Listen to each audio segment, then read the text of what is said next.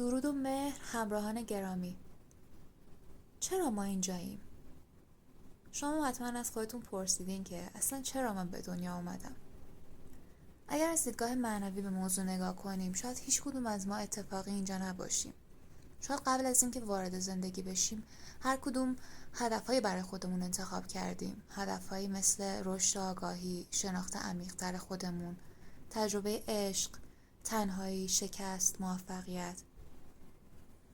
زندگی از زاویه‌هایی که فقط توی این جهان میشه تجربهشون کرد. شاید میدونستیم که همه چیز قرار نیست راحت باشه. چالش وجود داره، درد وجود داره، شکست وجود داره. همه اینها رو میدونستیم، اما با این حال این مسیر رو انتخاب کردیم چون چیزی که قرار بوده از این تجربه ها یاد بگیریم واقعا ارزشش رو داشته. بعضی درس ها رو فقط میشه زندگی کرد، نمیشه از کسی دیگه یاد گرفت یا توی کتابا خوند.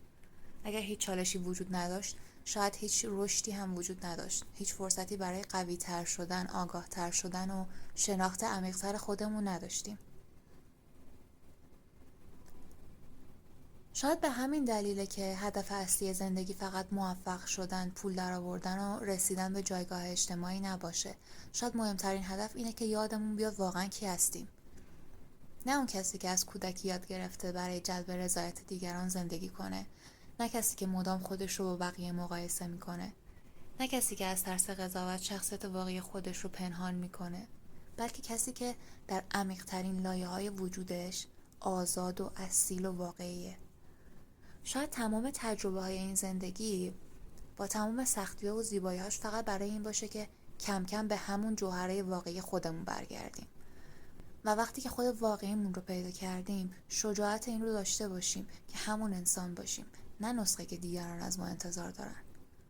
شاید دلیل بودن ما روی زمین همین باشه. کشف خود واقعی، رشد آگاهی و زندگی کردن از جایگاهی که حقیقتا متعلق به خود ماست.